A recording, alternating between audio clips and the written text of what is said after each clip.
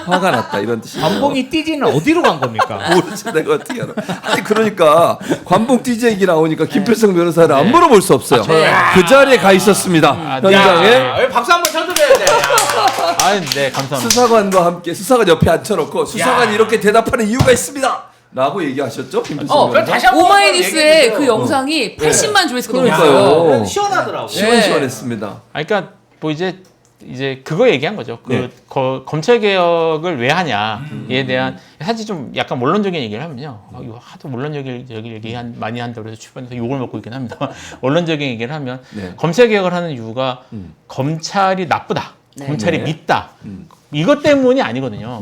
이게 사실은 그런 조직적인 그런 예를 들어 지금 말씀하신 수사관 같은 경우에도 이해할 수 없는 일이 벌어지잖아요. 이해할 수 없는 일이 벌어지고 이해할 수 없는 대답이 나오는 구조적 이유가 뭔지를 사실은 보는 게 필요해요. 이 개혁을 하는 사람들은. 근데 그런 일이 벌어지는 이유가 결국은 모든 권력이 검찰에게 모여 있고 수사도 검찰이 하고 문제가 생기면 수사를 하고 다음에 기소해서 처벌해야 될 거 아닙니까? 그 모든 과정이 검찰이 쥐고 있기 때문에 지금 이제 그 얘기 나오기 직전에 뭐 장경태 의원이나 이런 분들 민주당 의원들이 너 지금 위증하는 것 같다. 위증하면 법적 책임을 져야 된다. 고소 고발될 수 있다라고 경고를 함에도 불구하고 논하는 깜짝도 안 했거든요. 그렇죠. 그 이유가 뭐냐면 고소 고발을 하던 위증을 하던 아니면 이걸 이실직고를 하던 결국은 결국은 검찰이 수사를 마지막에 가져가기 때문에 해서 검찰이 공소제기해서 검찰이 처벌한다. 구형해서. 누가 무섭겠냐. 국회의원들 무서울 게 아니다. 그러니까 이거를 구조의 문제에서 말씀을 좋겠다는 측면에서 말씀을 드렸던 겁니다. 그러니까 이 자들이 죄송합니다. 이 자라고 했네요. 이 수사관들이 사실은 그렇게 뭐 2019년도에 임용됐고 한 명 2024년에 임용됐다고 하더라고요. 그러니까 이 뭐 어떻게 보면은 이제 말단이라고 볼 수 있단 말이에요. 그런데 하위직 공무원이에요. 그런데 자신의 책임 하에 어떤 일을 할 수 있는 사람들이 아닌데 그때 그 태도가 너무나 이제 사실 국민적 공분을 일으키기도 하고 그리고 무엇보다도 문제적으로 그 자신들이 미리 준비했던 그 메모에 폐기한 거에 대한 질문에 대한 대비가 폐기 나 몰라 책임 수사 중 그 다음에 남들 다 폐기에 비옵시였더라. 비오시오시 뭐죠? 그런 게 있습니다. 예. 남들 다 폐기에 비옵시였더라. 국회의원들한테 그러는 거죠 지금 저게.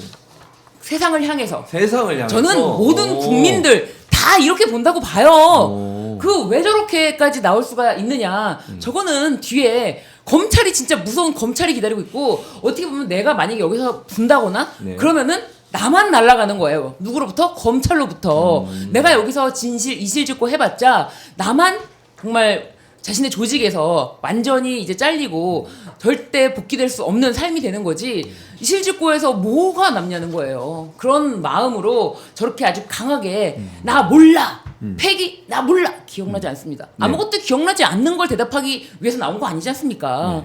그런 태도는 다 뒤에 검찰로부터 나온 건데 저 사람들의 저 태도 때문에 열받는다고 해서 저 사람들 개인적으로 했다 이렇게 보시면 절대 안 돼요. 저는 이제 검찰청의 하위직 수사관들이 저런 청문회에 나온다는 것 자체가 사실은 조금 어떤 면에서 보면 안타까운 부분이 있어요. 사실은 저 고위공직자들이 책임을 지고 해결해야 될 문제인데 책임도 그 사람들이 져야 되는데 하위직들이 국회의원들한테 질의를 받는 저 환경 자체에 대해서 좀 안타까웠는데 야, 그 하위직이 아니더만요. 제가 보고 나서 깜짝 놀랐어요. 다 폐기에 비읍씌워서 내가 뭐 저걸 보니까 이 사람들이 국회의원들 머리 꼭대기에 있는 거야.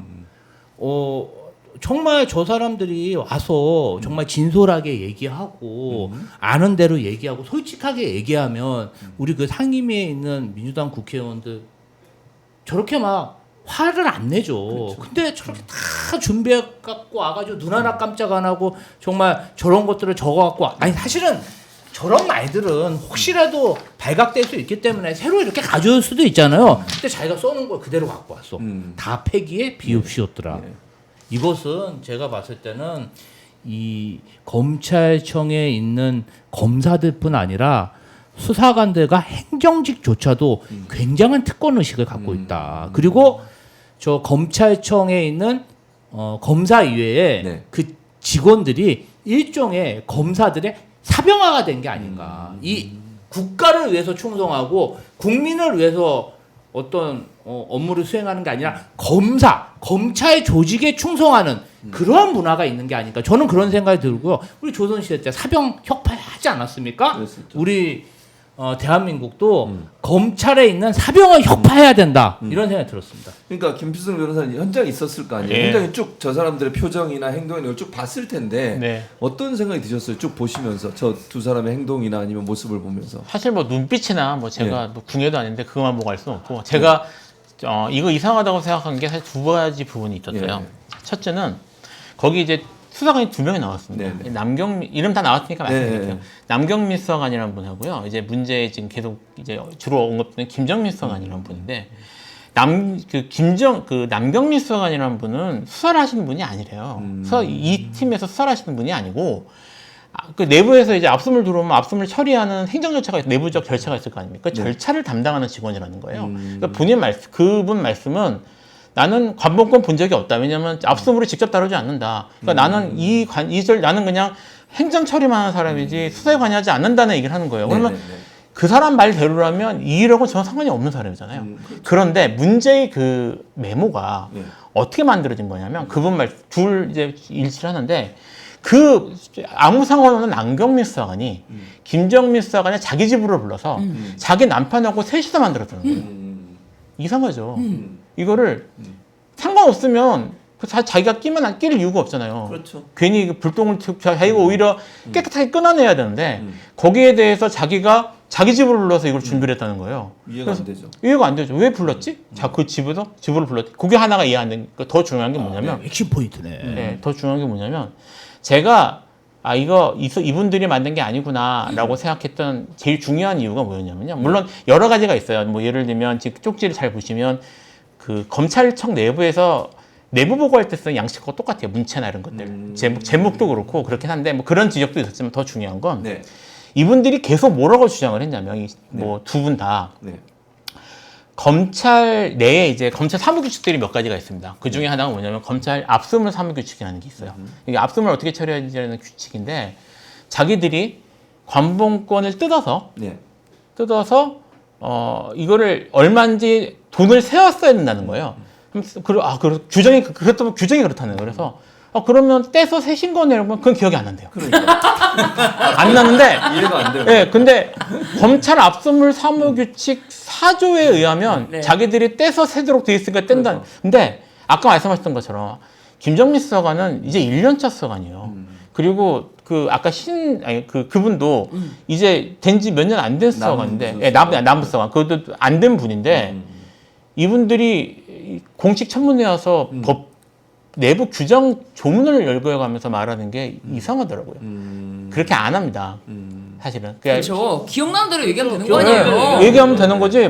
뭐 조문이 어떻게 돼서 그래서 제가 그 조문을 찾아봤어요. 네. 사조에 그런 내용이 없습니다. 그래요? 없어요. 그걸 얘기를 하고 저기 있어요? 찾아보세요. 검찰 압수물 사묘 규칙에 사조에 보시면 뭐 이제 돈 뭉치가 들어오면 뜯어서 얼마인지 세야 된다는 규정이 있다는 거예요. 그분들이. 주장을. 근데 네. 이게 이제 형사를 해본 변호사라면 딱 말이 안 되는 게 이게 뭉치로 들어온 돈을 뜯는다는 거는 증거의 동일성을 훼손하는 거거든요. 그렇죠. 그러니까 증거 훼손이에요. 근데 그게 규정상 당연히 뜯으라는 건 말이 안 될 것 같아 찾아봤는데 네. 그런 규정이 없습니다. 그러니까 이분들이 찾아본 것도 아니고 누가 적어준 거예요? 적어준 거라고 볼 수밖에 없죠. 이거를 가서 물어보면 이 규정에 따라 처리하라고 누가 적어줬구나. 그리고 이거는 그 이제 법 전문가를 자처하신 분들이 적어줬겠죠. 그래서 이 사람들이 이거를 이제 외우고 써가지고 메모가에 쪽지해서 적어서 온 거라고 생각을 했어요. 그래서 그 두 가지 이유 때문에 이게 일반적 지금 압수물 나오잖아요. 사무규칙 4조. 여기 환가대금이라는 말이 저기도 사실은 환가대금은 뭐냐면 돈으로 이제 이 압수물 들어온 거로 다만 요거밖에 없는데 저기도 공매 관계 서류를 추가로 대조하게 하라고만 되겠지 액수를 해라는 얘기가 없습니다. 잘 보시면 그렇게만 돼 있고 없죠? 없죠? 예, 없어요. 없어요. 돈 세라는 얘기 없죠. 얼마인지 확인하라는 액수 세결을 하라는 얘기. 근데 이 저규정을 얘기하면 자기들은 저규정대로 하니까 문제가 없다는 거예요. 그래서 제가 저규정을 찾아봤거든요. 그러니까 뭐 이게 저규정을 거기서 언급된 건 여러 가지 의미가 있습니다만 저기 사실은 거의 이제 실무 담당 가장 말단 직원들이 저 규정을 들고 와서 저 규정이 그렇으니까 우리는 규정대로 했다라고 얘기하는 거, 그렇게 자신 있게 얘기하는 것 자체가 네. 아 이거 그냥 된 건 아니겠다. 저 사람들이 라는 생각을 했던 거죠. 그래서 누군가의 도움과 조력을 예, 받았다. 저는 그 두 가지 때문에 네. 사실 이거는 저 사람들이 한 게 아니라고 생각을 했어요. 그냥. 야, 근데 이제 정부가 바뀐 지 2달이 넘었는데, 네네. 야, 남부지검 여기서 아직도 저러고 있다는 얘기잖아요. 야, 완전 이거 그들만의 세상 아닙니까? 그렇죠. 그런 거지. 결국. 이제 철저하게 가려야 되기 때문에 지금 더 공고하게 저런 행동을 하는 거죠. 네, 정부가 바뀌었다고 검찰이 아직 자신들의 목줄을 아직 놓을 수는 없잖아요. 뭐 정부가 바뀌었다고 나 잡아 가십시오 할 수는 없잖아요. 더 저러는 거죠. 이게 일상적인 공무원 행태하고는 완전 다른 모습이거든요. 공직자들은 저러지 않습니다. 검찰은 저래요. 이 정도 검찰은 되면은 그게 검찰이다. 검찰의 민낯이다. 이게 저도 지금 이제 아마 이제 국민들께서는 처음 보셔서 놀라우실 텐데 저는 그 가장 말단 상부 직원이 그 법원 결정 무시하는 것도 많이 봤어요. 본 적도 있어요. 법원에서 제가 결정문을 받아갔는데 네. 법원에서 이렇게 결정됐으니까 처리 이제 들고 가면 뭐라고 제가 직접 들은 얘기인데 좀 되게 오래된 얘기긴 합니다. 그럼 모르겠고 우리 검사님이 얘기 안 하면 우리 못 해준다고. 검사가 얘기 하나 못 한다. 맞아. 법원이 검찰청. 판단이 네, 나와. 법원이 판단 나와요. 저는 그 겪어본 적이 있어요. 그러니까 그런 사람들이니까 사실 뭐 검사님이 적어주면 저쪽 조직이 그런 조직이에요. 검찰청에서는 모든 말은 명령의 힘은 검사로부터 나온다. 이게 아주 그냥 딱 이렇게 뇌리에 박혀 있어요. 이게 뭐 진짜 사병 아닙니까? 맞아요. 검사 사병들이잖아요. 네. 그럼 사병들 저렇게 놔둬서 되겠어요? 안 되죠. 야, 진짜 이거 무법지대네. 그러니까. 그래서 뭐 지금 말할 그 타이밍 전혀 아니지만 그 보안 수사권 관련해서 저런 사병들이 권한이 있다면 계속 존재할 수 있는 그 인적 재산이라는 뭐랄까요? 존재할 수 있는 근거가 된다. 그 말씀 꼭 드리고 싶어요. 네.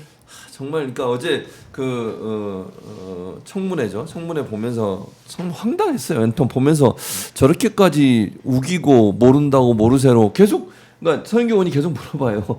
그러니까 띠지를 뗐다는 거 아니에요? 그럼 샜다는 거 아닙니까? 근데 물어보면 기억을 못 한대요. 아니 그러니까 웃기잖아요. 사조 위에서 띄워서 샌다고 하면서 샌다고 물어보니까 기억은 안 네. 난다고 그럼 어쩌라고요 지금. 네.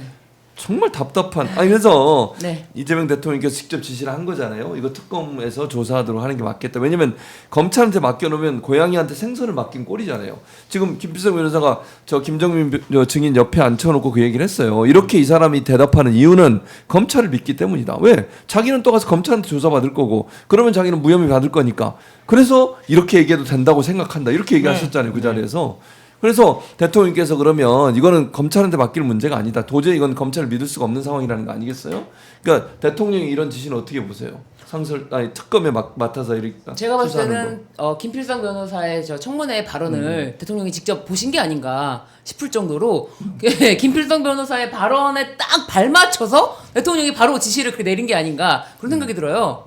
아니 뭐 직보를 하셨나요 대통령이? 아니요, 나 그럴 리가요. 그런 건 아닌데 이유는 잘 모릅니다. 이게- 네네 아무래도 김필성 변호사의 저 발언이 80 몇만이에요 조회수가. 그래서 그런 얘기가 이제 들어갈 수밖에 없지 않겠습니까? 네, 네. 그러니까 이제 바로 지시를 내리셨죠. 다음 날 정말 전광석화처럼. 참 이게 행정 조직이라는 것 자체가 대통령이 있고 법무부 장관 저런 정도의 사건은 법무부 장관이 감찰 지시만 해도 네. 검찰 법무부 안에 있는 그 감찰 조직만으로도 일주일 길어봐야 열흘이면 진위가 파악될 일인데 지금 그것조차도 안 된다는 얘기잖아요. 그렇죠. 그러니까 대통령으로서는 이 법무부 검찰 조직 내에서 도저히 해결할 수가 없고 네. 그렇다면 특검뿐이 없다. 특검을 검토해라. 이렇게 이야기하신 것 같은데 저는 좀 정당인의 한 사람 더 씁쓸한데 우리가 사실은 세금 내고 국방의 의무 다 해가지고 민주공화국 선진국 소리 듣는 대한민국 만들었는데 대한민국 한켠에서는 저런 적폐가 사실은 뭐 현직 부장검사 시절에 대통령 배우자 처남 그림도 심부름으로 사다 줬다는 그런 말도 안 되는 얘기를 듣지만 정말 이게 정말 악의 근원이 아닌가. 우리나라 체계를 만들고 왜냐하면요 이게 되게 중요해요. 네. 행정 조직이라는 게 저렇게 한번 저런 사람들이 있으면요 네. 그게 자꾸 전염됩니다. 조직이라는 게 그렇거든요. 그래서 이번에 발본색원 해야 된다 이런 생각이 좀 듭니다. 어쨌든 그래서 네. 어제 저 장면 보고 김필승 변호사 말 들으면서 좀 시원하기도 했고 그런 부분들이 검찰청 폐지가 왜 필요한지를 정확하게 보여주는 현상이 아니었나 이런 생각이 들었습니다.